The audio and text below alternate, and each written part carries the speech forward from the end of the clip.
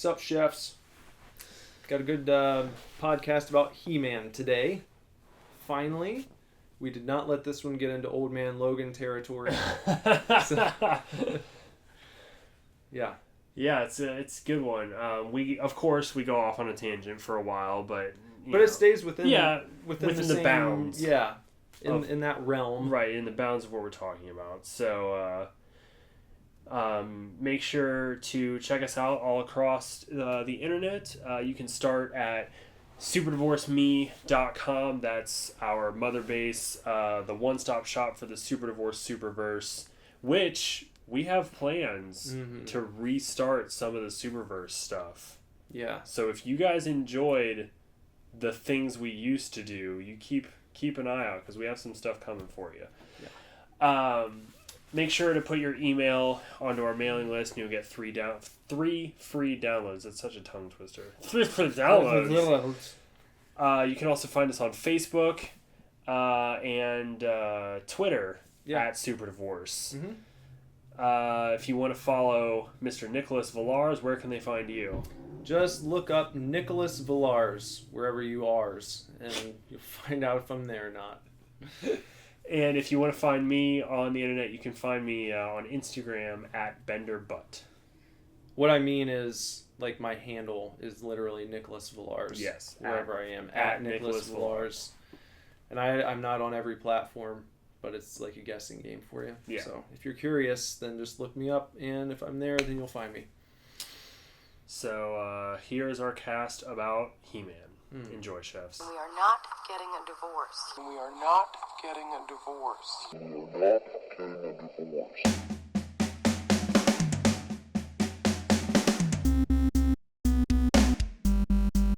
Hello, chefs. Welcome to the Super Divorce Supercast. I'm Bender. I'm Nicholas. Reversing it on you today. Yeah. Today we're actually going to talk about He-Man. Yeah, we promised. But we actually did it. We hung out together too. We watched it together just now. We watched one earlier. We did. We watched 4 just earlier this afternoon. Yeah. And we're already drinking. Because we've been drinking. And we're going to continue. Right now we're on this edition of Beer Me to start things off this week. We're drinking Not Your Father's Mountain Ale, which is like Mountain Dew beer. Yes. And it is the color of Mountain Dew. I mean, it is Reanimator syringe green. And it tastes almost exactly like Mountain Dew. You do not taste alcohol in it, but it's 5% for the bottle. So pretty standard. Yeah. But it does not taste like alcohol at all. It is very sugary, though. It is. You do taste, I mean, like, I don't know, you feel like you can sit down, you can just keep drinking beer and beer and beer and beer. I question how many of these I could have in one sitting. Like, I feel like I could have another 1 or 2 today, but if I just had a 6-pack, I don't know if I'd be able to get all the way through it myself. Not because of the alcohol. Yeah. Well, it's the same way you feel about Not Your Father's root beer. Yeah. Like, they're good, but you can really only do 1 or 2 at a time, honestly. You just, I mean, imagine sitting down with a 6-pack of 20 ounces of root beer, or of Mountain Dew. It's like, you just feel bloated after a few of them. This one, I feel like I might be able to do a little bit more than the root beer, because this really does. It's just like, if you've ever had Mountain Dew that's been sitting out for a little bit, not too long to where you can't drink it, but just to where it sort of loses its fizzy edge. That's basically what this is. Like I said, no alcohol taste to it. There's a slight aftertaste. That differs a little bit from Mountain Dew. Right. But this is like basically just Mountain Dew that's kind of been sitting on the counter for an hour or 2. I think what I noticed about it as far as the aftertaste goes is like, I think the reason you don't really taste any alcohol flavor is because all the citrus in this, it takes that bitterness And to me, it almost just tastes like a little bit of a grapefruity aftertaste. Yeah. Like just a note of grapefruit to me. That just kind of like slightly bitter citrus flavor. And that's the only thing different about it. That's it. Yeah. That's the only thing that separates it from just having a Mountain Dew is just like the way it finishes. But I would, if there's a beer that doesn't hold the crown of most douchebaggiest beer ever, this one now holds that crown. Do you suppose it's worse than Zima?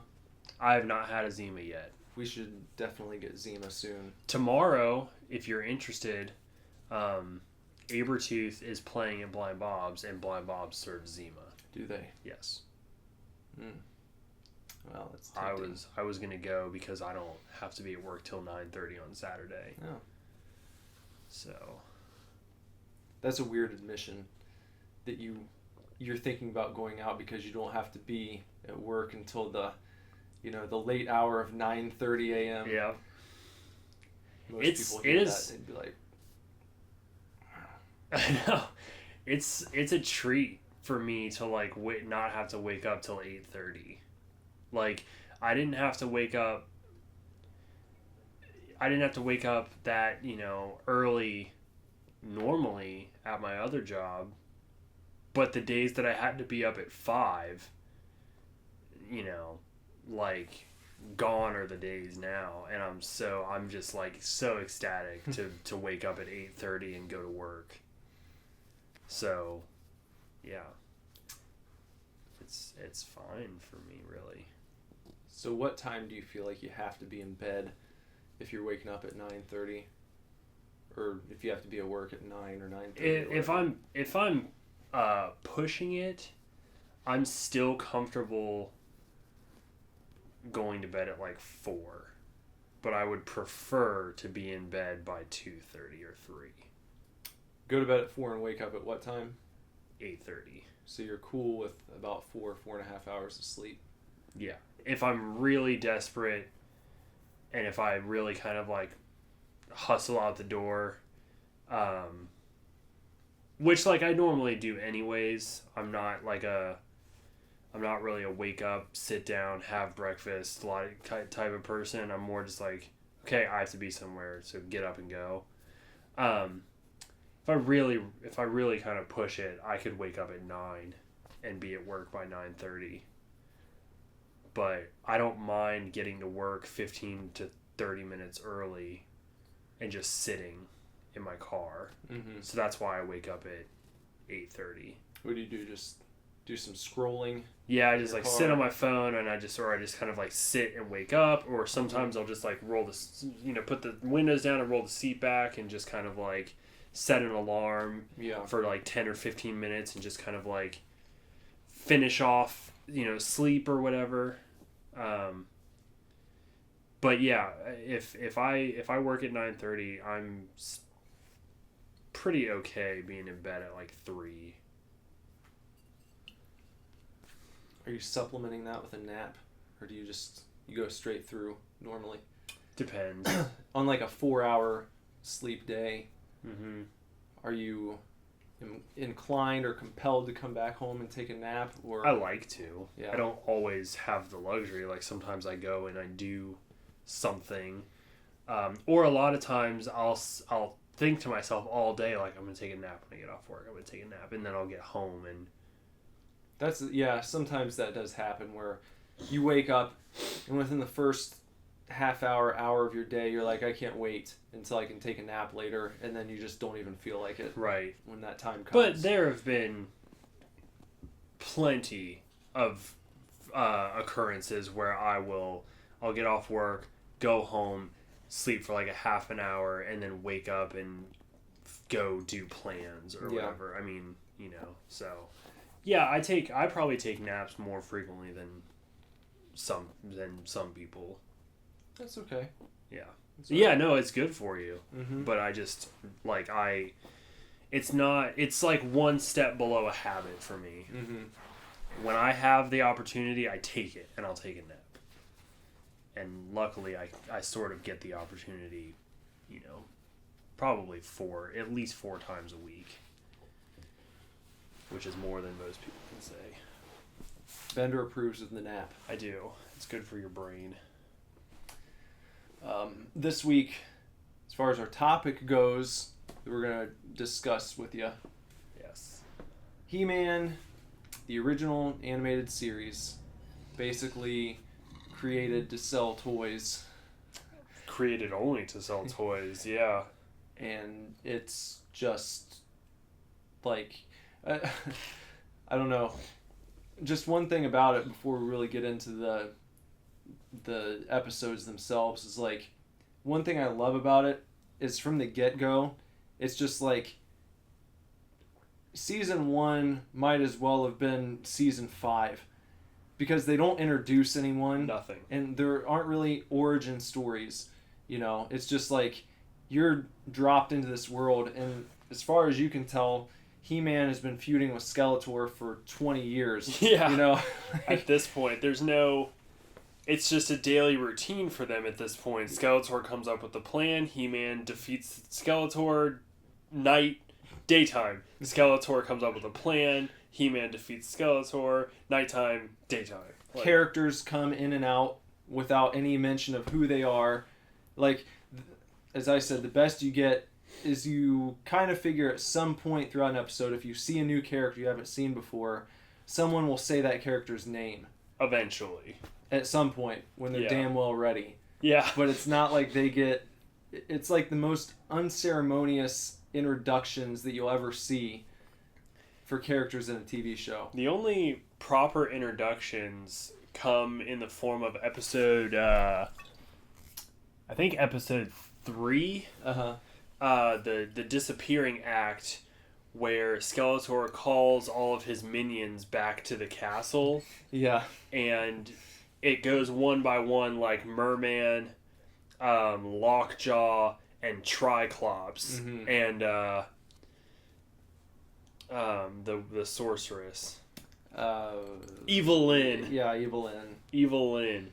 And it's just like one by one's them and brings them back to the castle, and so that's kind of an official introduction. But then 2 episodes later, there's a strong arm, and you have no idea who he is until Skeletor goes, "Strong arm, get him!" He's just there, like, making sure that the slaves do their job and stay on task. Yeah. Watching from a perch. That's, like, how he's introduced. Like, it's not like the first time you see him, everything stops. It's like, strong arm or anything. He's just like a guy up there yelling at slaves. And it just happens that he has a name eventually. Yeah. Same with... I was going to say real quick, even with the segment where Skeletor's calling all of his minions back, like, he says their name and, like, what they're good at, but it's not a real origin. Like, you get why they're working with him, right, or how they met. It's another one of those things where it's like, oh, he's calling them back. Like, they've done this 1,000 times already. It's like, oh, well, Skeletor's calling. You know? Merman even says, or one of them says, Merman, or Skeletor's like, well, I have a plan to defeat He-Man, and one of them goes, I've heard that before. Yeah. They, like, don't even take him seriously. It's like, but they go along with it for some reason. Because they're the evil ones. They're like, the evil characters. There's nothing else going on, so Yeah. I happen to be looking through this rock and finding this satellite when he needs me. Like, it was funny that each person he called to him at that exact moment, they were in the middle of doing what they're known for. Yeah. Like, Yep. Like, that's all they do when they're not on a mission is they're constantly going around finding some way to use their abilities, even if they don't really have to. It's just, Yeah. You've got Merman who's, like, wrestling some weird lizard creature because he's the master of the seas. Right. And then you've got Lockjaw, who's like testing out his laser gun arm on Just some rocks. blasting rocks. Just shooting rocks. You've got Evil Lynn standing on top of a mountain looking evil.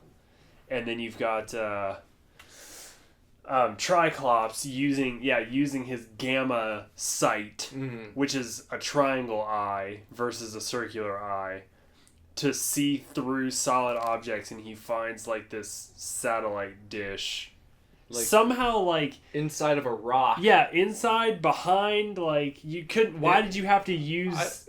Yeah, well, if it was behind, yeah, you could have just walked Walked around it. But you know, if it was inside, well, that leaves other questions like what was this satellite doing in this rock? And Yeah, it gets beamed up with him. right. When Skeletor like calls him back, but you never hear anything about that for the rest of the episode. It's not like it meant anything. It just happens to go with him. Right, so like does Triclops like have this satellite dish that he carries around with him, and he hides it for himself, and then he like goes off and like spends the night somewhere, and then comes back and has to use his gamma vision to find it. Yeah, it's just a fun way to keep skills Yeah, sharp. it's just his little toy. Yeah. It's his favorite satellite dish. He just hides it. But that's about the only time throughout the 5 episodes that we watch that characters are even remotely formally introduced. Mm-hmm. Yeah. It's just, you see a new character on the screen, and you wonder, well, who is that? Well, you'll be wondering until someone takes the time to mention them by name, and it's not generally done even like remotely soon after the first time you see them. It could be 15 minutes into the episode, and then finally you get the person's name. So Yeah. it's an interesting approach, but I don't know, maybe they did some like market research, and it's like the kids will wonder who this person is, and it'll drive them nuts. Yeah. And then when we tell them the name 20 minutes into the episode, and they get it because their thirst for knowledge has finally been quenched, it's going to stick in their brain, and then they'll go and ask their parents for this new toy by name. I mean, that's probably not far from the truth. Yeah. And there are, you can still find them. Just a plethora of He-Man toys. Well, you got yourself a He-Man and a Skeletor, don't you? Mm-hmm. Yep. Well, I've got those two right over there. Those are from the, I've got the He-Man and the Skeletor from the 2002 relaunch of the series they did. And I had like all of the original toys too. I wish I still did. Even though it was like, it only ran from 83 to 85. Uh-huh. But they showed those episodes over and over again, I feel like, until at least the early 90s. Yeah. You could watch He-Man on Saturday mornings or whatever, whenever they had it on, because I watched it all the time when I was a kid.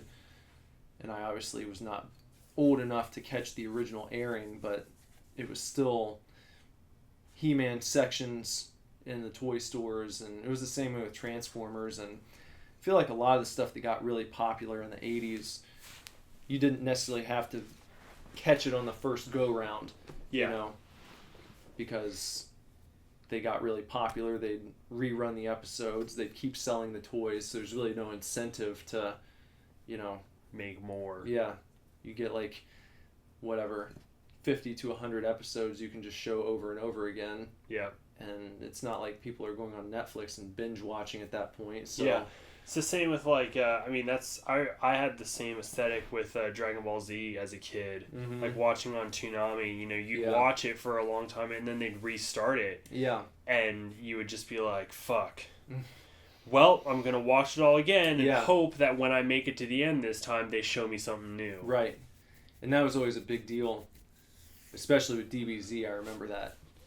Because I was really into it when it first came onto Toonami.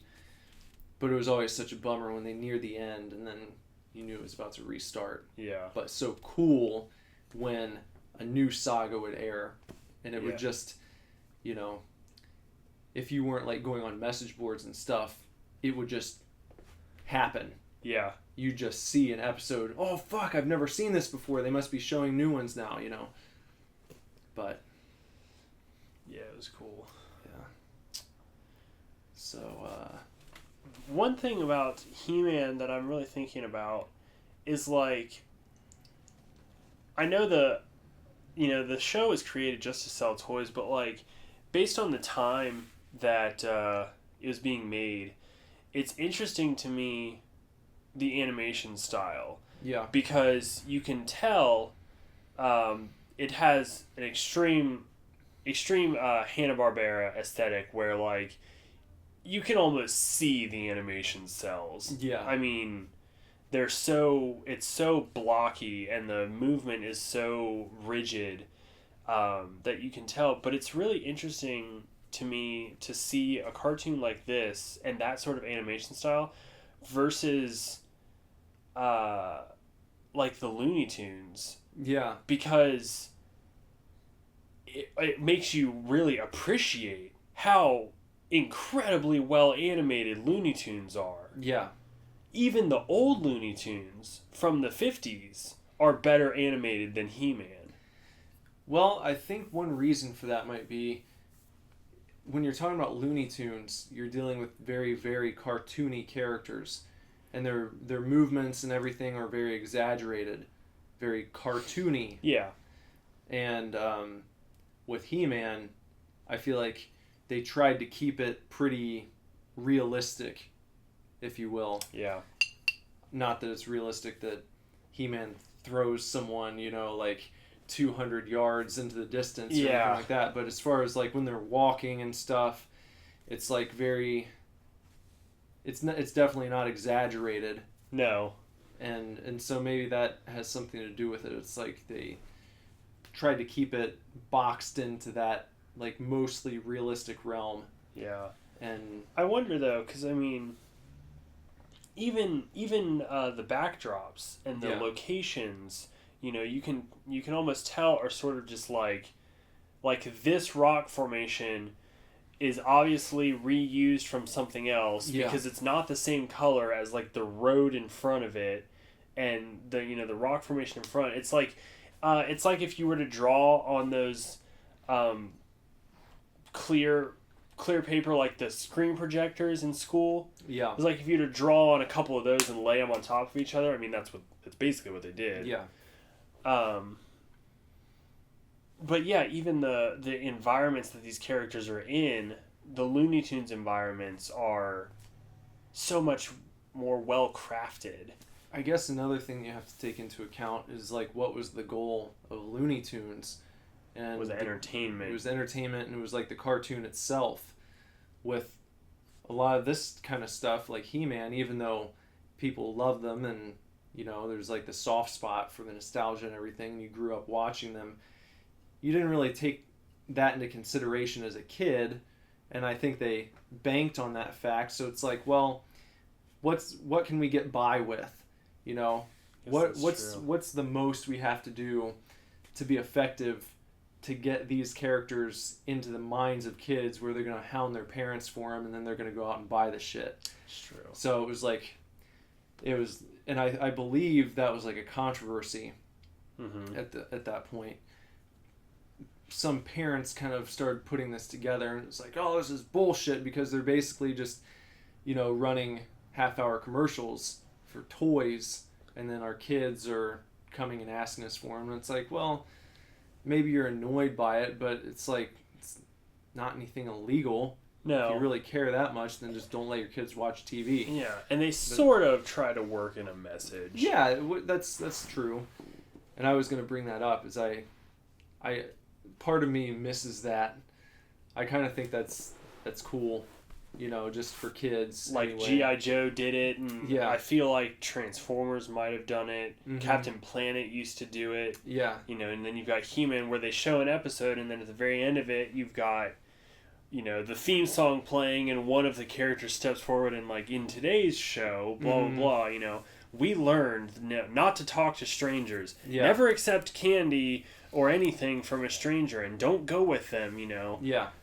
Like all that kind of stuff, like very direct, like lessons. Now I feel like a lot of cartoons, stuff for kids is like so erratic and just spastic and all over the place. It would be very difficult to even like work in maybe a coherent message that you could come back and talk about. I don't know. Yes. However, I think it's just, I think today, and it might not affect kids in the same way. It's just like straight up telling them. But I think a lot of today's cartoons take a sneakier approach to it, where like I know like Adventure Time sort of, for example, hints around like Princess Bubblegum and Marceline like being in a relationship at one point. Yeah. And they sort of just like, it's like a 5-year-old child is not going to pick up that when Princess Bubblegum asks for her t-shirt back, you know, that Marceline's had forever, that she gives it to her. Yeah. But like, you know, the older you are, obviously like somebody my age would realize it, but even if you're like 10 or something, it's already kind of like they're trying to make it okay just to be who you are. Yeah. Without any sort of like being told or like any sort of judgment. And I bring that up because I just read this big huge Tumblr post about Steven Universe. Do you know what that is? Yeah, I know what it is. I've never watched any of it. I haven't either, but apparently I've heard before that Steven Universe is really big on like the acceptance and especially like gay and lesbian acceptance and all that kind of stuff. But but even more so to that, this post that I was reading was talking about how it's one of few cartoons where every character is presented with like a different body type. And every character, there's like, no matter what their body type, whether they're tall and skinny or short and fat or like literally a square or whatever their body type is, there's like another character in the show that thinks they're attractive. And so it's just like all this, they never, you know, at the end of an episode, they don't sit down and go, everybody deserves to be loved, no matter if you're fat or skinny or both. But it's like a really subtle way of being like, hey, no matter what you look like, if you're a gross ogre or you're like a really pretty woman, like somebody is going to find you attractive. Yeah. So I think it's just today's cartoons, while yes, very sporadic, I agree with you, some of them take very subtle, almost very adult approaches to pushing good messages onto kids. And I don't think that's necessarily a bad thing, but I also think for kids who maybe aren't at the point where they pick up on that kind of thing, tying it all together at the end of an episode is, if you're dealing with very, very general themes that everyone can agree on, then I feel like it's helpful in a way to little kids who might not be at that point where they're like picking up on the undertones yet. Which is why I think you have stuff like Nick Jr. Yeah. You know, Dora the Explorer. As much as we all hate Dora the Explorer, you know, it's very, the whole show is in your face, this is what's happening type thing. I think Blue's Clues is kind of like that too. There's not necessarily a sit down, learn a lesson, but it's like a thinking show for young kids. And it's tough to do that because you also don't want to make it too easy for them. Right. You know? So you don't want to insult their intelligence or give them, you know, bad ideas about the way things work and make it seem like, well, the world's going to be as easy as just pressing this little button and then your problem's solved, you know? So, yeah, it's a tough thing to try and figure out exactly how you should be presenting the problems and the solutions and, you know, to what degree do you need to be blatant about it and what can you be more symbolic with. I don't know if there's an exactly correct answer, but maybe a good mix of the two.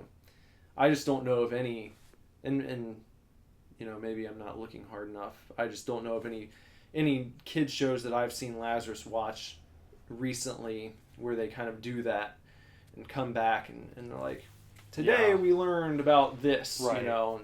Right. No, I agree. Today when I came over today, he was watching Pocoyo. Yeah. And I was like, there's some learning going on in this show, but it's a very, very odd show. It is. It's the same. Have you ever watched Canimals? No, I've never seen Canimals. Canimals are these little... They're like animals in a can. Uh-huh. Like imagine a can of cat food or a Okay. can of tuna. But the top pops open and like a little animal head pops out. Okay. And they kind of roll around and talk to each other and hop around and get into all sorts of mischief together and it's and they're just kind of like and making noises at each other and hopping around and motioning towards things, and it's all done with like, well, what are their facial expressions, miming and all this stuff, but there's no talking really in it. So it's another one of those things where it's a lot of just like, look how silly these things are, bouncing around together. Right. And it's an attention taker rather than like a teaching method. Yeah. Which I don't know. Maybe I'm guessing there's some story going on, of course, over the period of an episode, but it's not. I don't know. I just feel like it's a different approach. It's not necessarily the kind of stuff that I watched growing up. I'll say that. Well, it's like I feel like it's like SpongeBob. Like really, ultimately, there's not a lot of message in SpongeBob. It's purely entertainment. Yeah. Some of the earlier episodes have some messages, and I think it promotes friendship a lot, but. And what's his name being thwarted constantly? Plankton trying to get the secret formula. Yeah. I don't know, but I think mostly SpongeBob is just sort of an entertainment show. Yeah. And it's just, especially with kids being on tablets and stuff so much these days, and just going from one 3-minute video to the next 3-minute video, that maybe that has something to do with the explosion of people with like ADHD. Yeah. I was honestly a little surprised that the He-Man episodes were 20 minutes. Yeah. Because I am very used to 13-minute episodes or 11-minute episodes of like Gumball and Regular Show and even Adventure Time and everything is you're getting it in 11-minute increments. And now if you're watching it on cable, you get 2 episodes in a 30-minute block. Yeah. But if you're watching it on Hulu, sometimes Adventure Time seems like it has so many episodes throughout its 6 seasons, because there's like 50 episodes per season or whatever. Yeah. But you have to remember that really it's only 25 because they would have played 2 of those episodes on cable. It's like if Rugrats was on Adult Swim, you'd get the same deal, where instead of 1 episode, you'd have 2. Because they used to do it that way, where it's like you'd have that little one story ends and you go to commercial and then it comes back and you have like your title screen. Ba-ba! Yeah. Boom, boom, boom, boom, boom. Exactly. So it's you sat down and you watched it and your attention was there, for that time. Yeah. But it never really but then, they only played like the main theme once. Right. So it felt like this was all one show. Yeah. Like even though it was 2 stories, this was one show. Right. And then even if they had a block of Rugrats, that was like 4 episodes in a row. You didn't call it 8 episodes in a row. Right. You called it 4 because they only played the main theme 4 times. Exactly. You saw that main theme and then you knew this is a new episode. Yes. But so He-Man has that. He-Man has a theme, before each episode. However, it's interesting to me that they are what could be called today the long format, where the episodes are 20 minutes long. it's interesting. Like, I didn't have trouble paying attention, but I was just like surprised at the length. Yeah. And then also surprised at the amount of story they like left out. Well, I think I asked you this after we watched the first one last week, but I was like, do you feel like you missed out? Would you have enjoyed He-Man being a part of your childhood? And how do you feel about it as an adult watching it? As an adult, I like love it. Yeah. Because I think it's absolutely ridiculous. Yeah. I feel like as a child, I would have liked it about as much as I liked Captain Planet Mm-hmm. in the 90s, which is just kind of like, Okay. if it's on, if there's nothing else on, I'll watch it. But if like Captain Planet is on Nickelodeon and Dexter's Laboratory is on Cartoon Network, like I'm fucking watching Cartoon Network. That kind of thing.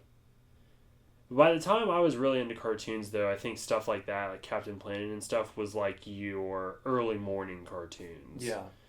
Well, Before Adult being Swim, or not, it wasn't Adult Swim, just Cartoon Network. But when they burst on the scene, all those new type of cartoons were like part of what a cartoon. That's where all that weird shit started. the Gendy Tartakovsky stuff. Yeah, with like Johnny Bravo, Dexter, Powerpuff Girls. There were some other ones. I think Seth MacFarlane did like a pilot or something on there that didn't catch on. There was Cow and Chicken. Yeah. And then I think Nickelodeon started incorporating that style a little bit with like Angry Beavers and Cat Dog. Rocco. Rocco, I feel like is... Pre-cartoon. Yeah, but it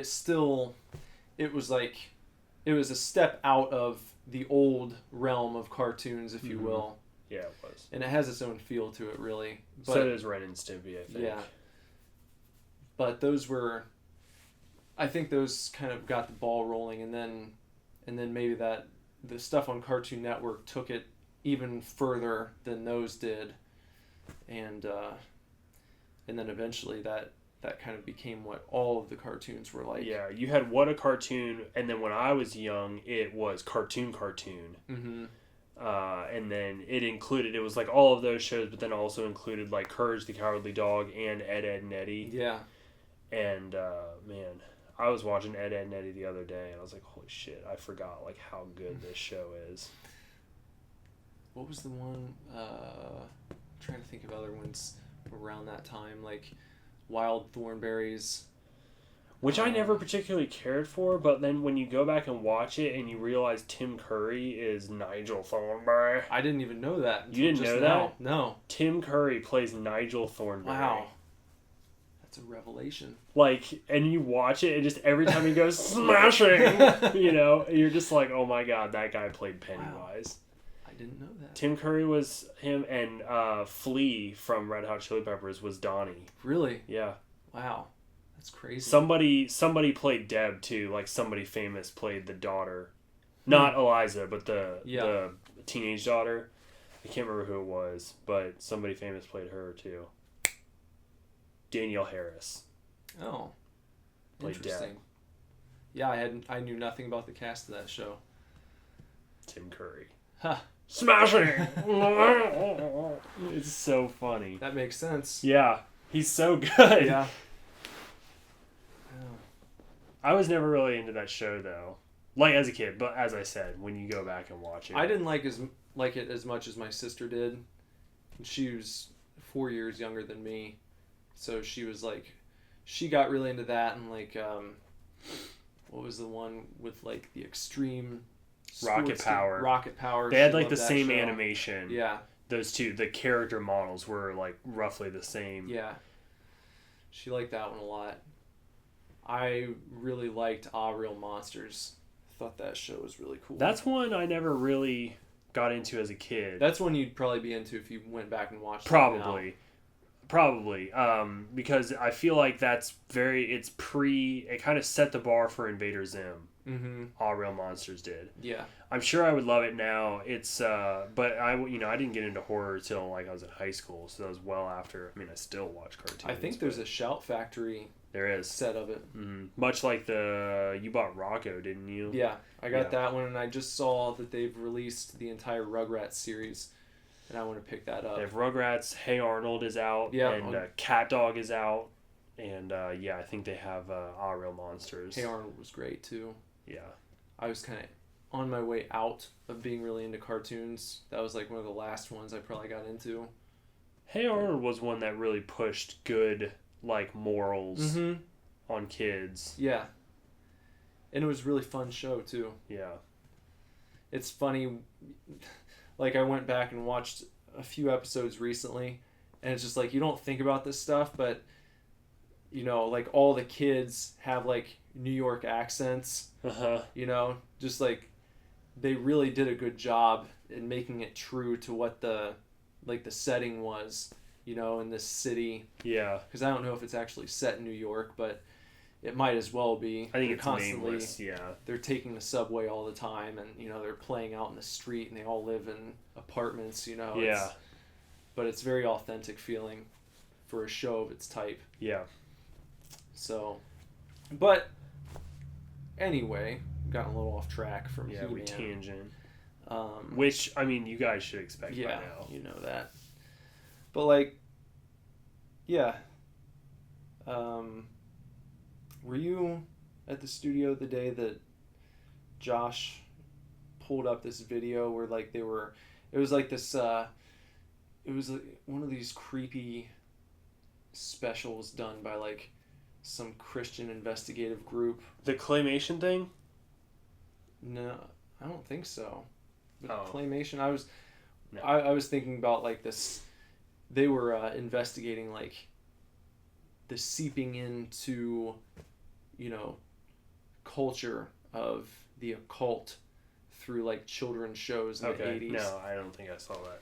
And they did a section about He-Man, and it was just showing like, oh, look at all this magic being used, and they're calling forth demons, and they're trying to poison the minds of the children today through these subversive ways and trick them into thinking that this is normal and all this stuff. And they're getting kids to go and mimic these characters, and you see the kids holding up the swords saying, "I have the power." And what's the power come from? This Castle Grayskull. Look at it. It's a skull. This is representative of death. Yeah. And they're worshiping death here, and it's like just making the most absurd connections.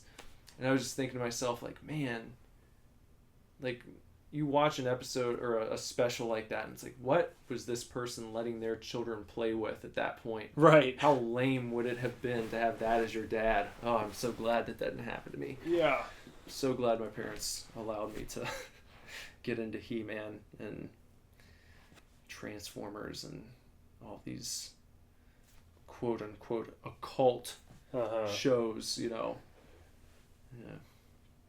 Yeah, but He-Man is... It's definitely... If you've never seen it, like I had never seen an episode of He-Man until I was 27 years old, it's actually pretty worth it. Yeah. Like, I think it's pretty worth it to go back and watch some He-Man episodes because it's just ridiculous. It really is. It like you don't even have to change anything about it. It's not like, because they've got that show on now that I've seen, and I think I watched one episode and I just felt like it was kind of lame. They kind of mimic the art style of He-Man, and the main character looks a lot like He-Man. Are you talking about the Adult Swim show? Yeah. Like Power Fist or something, or Power... He has like a power gauntlet or Gauntlet Man. Is that what it is? Oh, I'm gonna have to look it up real quick. I feel like I know what you're talking about.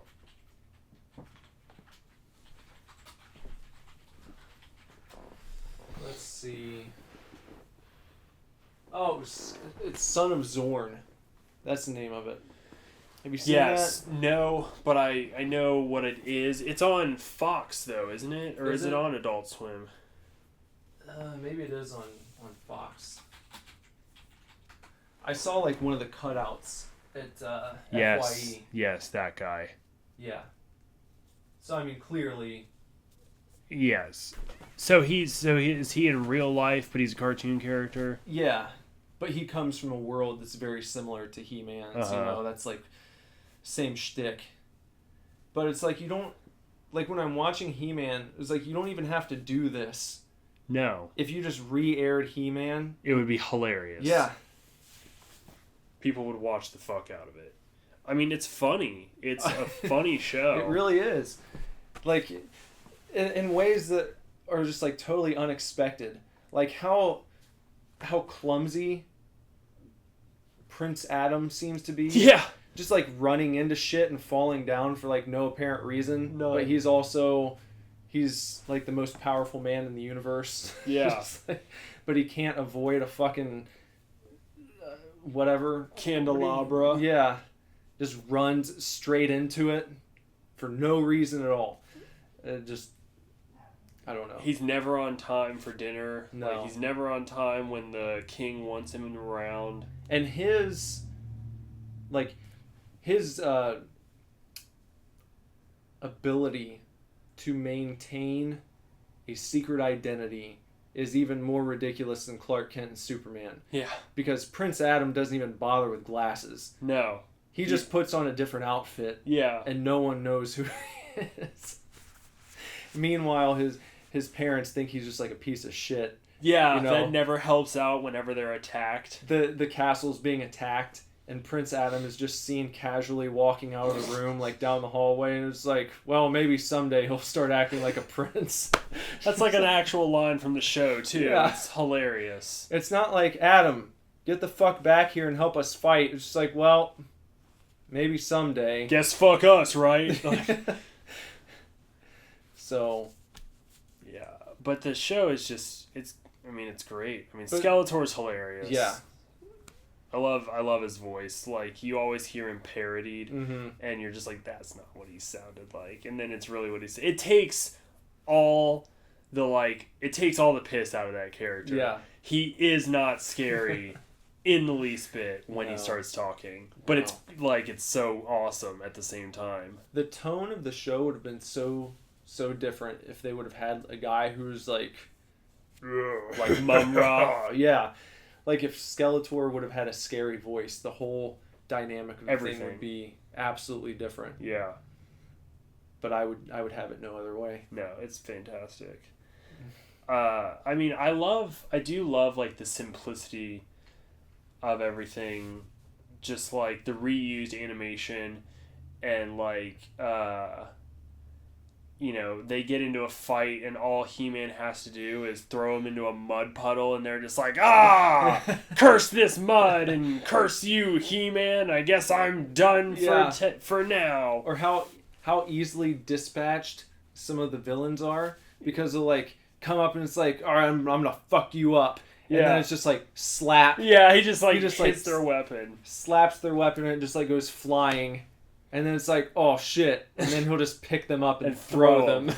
That's he's really like he's very lenient when it comes to like dealing with villains. Yeah. He doesn't fuck people up really. No. He just kind of like he makes them feel bad about even attempting to fight him. Exactly. And it makes me wonder what would happen if he really did get pissed off. Yeah. You know, he'd probably be a pretty dangerous guy, but it's just like... Because he's just tossing people into mud puddles, but then he gets boulders thrown at him, and he just punches the boulder, and it explodes. Yeah.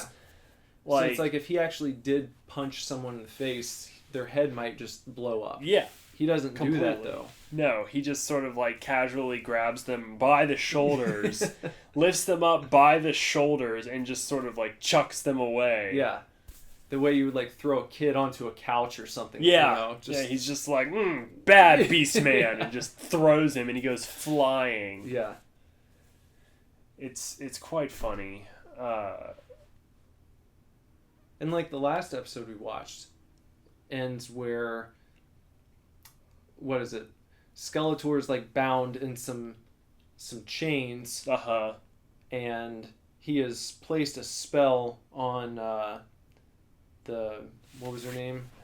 Phantos. It was the Or Queen of the Queen of Phantos. Queen of Phantos, and Skeletor has her under his command, Yeah. and he places a spell on her so that when she looks at He-Man, she sees Skeletor, because he's like, I know you hate me, so now you're gonna hate He-Man. Yeah. It's like very silly how excited Skeletor is that this woman hates him so much. But so He-Man like uses telepathy, which he on and off has, Yeah.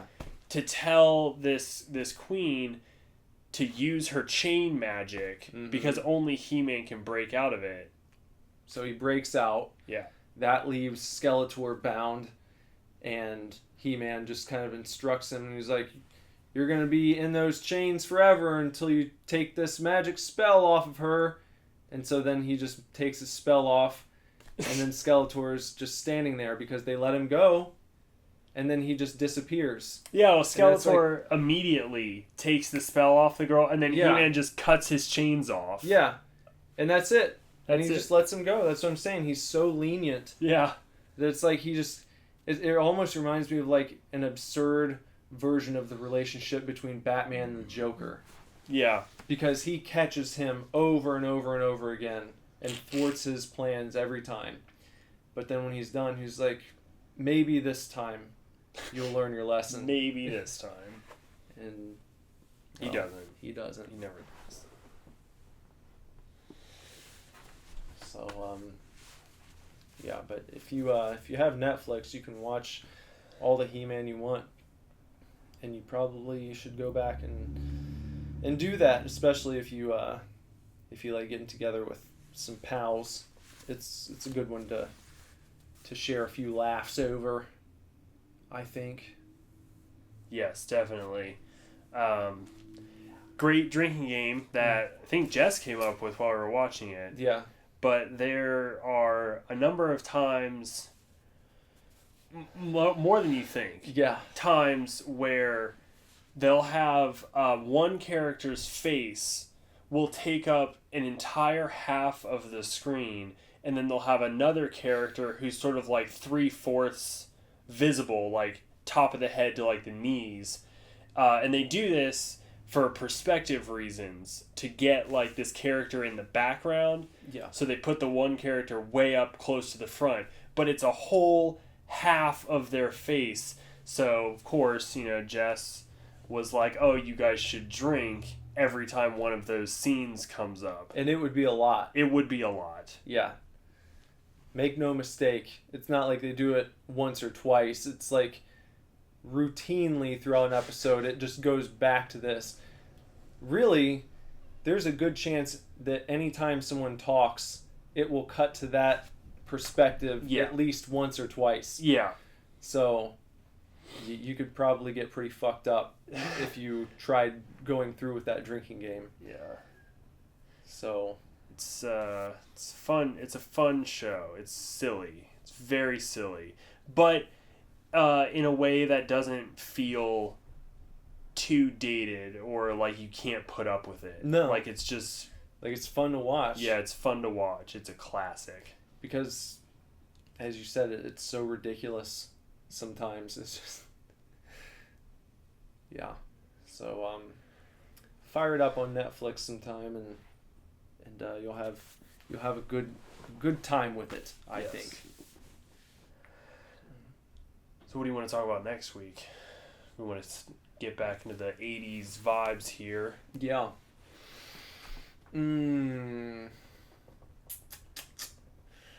Let's see. You still have my movies? Mm-hmm. Breakfast Club and 16 Candles. Yeah. How about Breakfast Club? We can do Breakfast Club. Okay. And I think we should plan even more. The week following Breakfast Club, I think we should do an album review. Oh, yeah. An 80s album. We haven't done that yet. It'd be good. Something where we have to listen back to back the whole album, and then we can talk about the songs and stuff. Okay. How about H2O? Yeah, we can do H2O if you want. Good 80s album. Yeah. So next week we'll bring you a Breakfast Club cast. Yep. And the week after that we'll bring you a Hall & Oates H2O cast. So there you go. So there you go, yeah. Until then, we'll see you in the outro. Mm-hmm.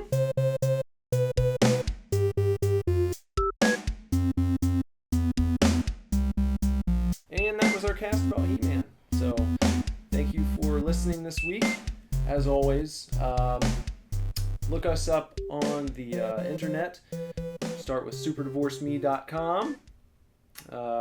Follow us on Facebook at facebook.com/superdivorce and Twitter at superdivorce.